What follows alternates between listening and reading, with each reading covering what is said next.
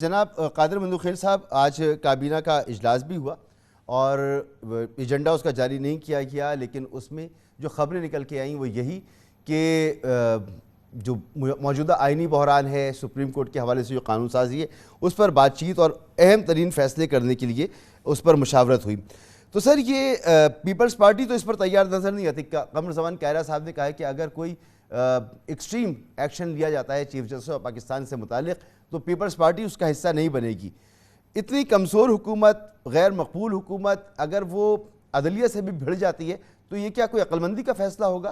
क्योंकि नून लीग के अंदर ये बड़ी ख्वाहिश मौजूद है कि ऐसा काम होना चाहिए।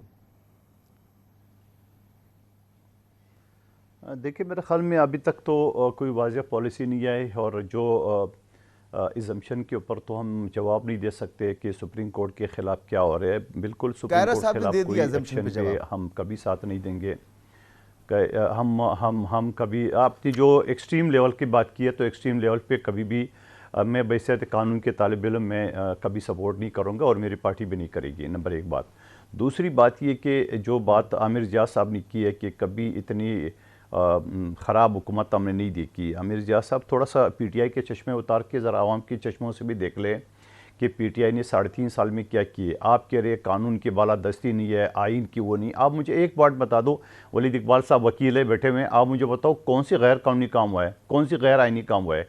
अगर अदम इतमाद की तहरीक हुआ है तो आर्टिकल 95 सब सेक्शन 1 के तहत हुआ है, और इनकी अपनी वकील मेरे साथ बैठ के टॉक शो में एक्सेप्ट कर चुका है। और ख़ुद आमिद खान साहब जो इस वक्त पाकिस्तान के और तहरीक इंसाफ के वाइस प्रेसिडेंट है, वो उसको एक्सेप्ट कर चुका है, और वो ये कह रहे हैं 184 तरीका ये बिल्कुल बेहतरीन है। और फिर उसके साथ पाकिस्तान बार कौंसल जो सबसे बड़ी बॉडी है पाकिस्तान वकला के, और फिर चारों सूबों के बार कौंसल के इस्लामाबाद बार कौंसल ने इस हिमायत की है। और फिर उसके बाद आपकी चंद वकला यानी तहरीक इंसाफ की चंद वकला अगर इसकी मुखालफत कर रहे तो और फिर मुखालफत कैसे करेंगे? ये भी मुझे आप करते हैं। मसूद रज़ा साहब, आप भी सीनियर जर्नलिस्ट है, जब ये 184(3) का जो बिल पेश हो रहा था अमेंडमेंट्स के लिए, तो आप बताएं कि पीटीआई के जो बागी अरकान के अलावा जो उनके ओरिजिनल जिसे कहते हैं जो ज़मनी इंतखाबात से जीत किया है, वो 4 के 4 बेटे, उसने किसी ने मुखालफत नहीं की है। सेनेट में अलबत्ता 19 ने मुखालफत की, 60 जो है ना हिमायत में आ गए उठ। तो आप मुझे बताओ कौन सी गैर कानूनी, कौन सी आईनी वो है? और फिर उसके अलावा कल ही 2 बजे लॉ एंड जस्टिस कमेटी में मेरे एक बिल मौजूद है जो कि पीटीआई के दौर में रियाज फतियाना साहब उस वक्त चेयरमैन थे लॉ एंड जस्टिस कमेटी के, उन्होंने अप्रिशिएट किए, और वो स्पीच भी कौमी असम्बली का आप उठा के देख ले, उसने बड़े अप्रिशिएट किए। उस बिल में मेरे ये था कि एक चपरासी की नौकरी के लिए आप 3-3 मरतबा इंटरव्यू लेते हो, ज़ात, नस्ल, ज़बान, डोमिसाइल पूछते हो। एक हाई कोर्ट का जज आप डायरेक्ट लेता हो, जो बड़े बड़े वकला है चंबर से इधर उधर चाचे मामे बांजे भतीजे आ जाता है। तो वो बिल पीटीआई ने अप्रिशिएट किया, और वो बिल कल लगा हुआ है लॉ एंड जस्टिस कमेटी में, इंशाल्लाह पास हो जाएगा। और उसके साथ साथ एक और बिल भी है तोनी अदालत का, आर्टिकल 204 का 204 के तहत, वो भी मौजूद है। जुमला गुफ्तगू की थी, किसी एक इश्यू पर बात नहीं की थी, उन्होंने इस पूरे दौर की बात की जो 1 साल का नहीं।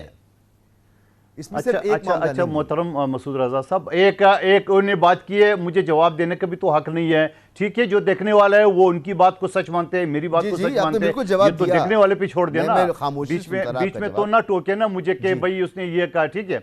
अच्छा, दूसरी बात, वलीद इकबाल साहब ने फरमाया कि हमने जेल बरूद तहरीक देखी है, हमने आपसे बात कर रहा हूं जी। अच्छा चलो ठीक है ना, मान लिया भाई। अच्छा, वलीद इकबाल साहब ने बोला कि हमने बड़ा वो देखा है, बड़ा ये देखा है, जुल्म देखा है, बड़ा ये देखा है। भाई कौन सा जुल्म? एक शख्स ने जो सुप्रीम कोर्ट के उस वक्त की चीफ जस्टिस के बारे में, उसने 200 से ज्यादा लोगों को व्हाट्सएप किए, जिसमें मैं और हमारे 5 MNA और 3 वजीर थे। मेरे घर पे तो FIA की मोबाइल बेच की मेरे बच्चों को रसा करने के लिए मैं इस्लामाबाद में था। आप किसकी बात कर रहे हो? आप हमारी बहन आदि फरियाल को जेल मेलवल के मुताबिक 6 बजे के बाद कोई मुलजिम जो है ना वो जेल में जा नहीं सकता है। आपने रात 12 बजे हमारी बहन को अस्पताल से घसीट के जेल में डाला, आपकी हुकूमत में है।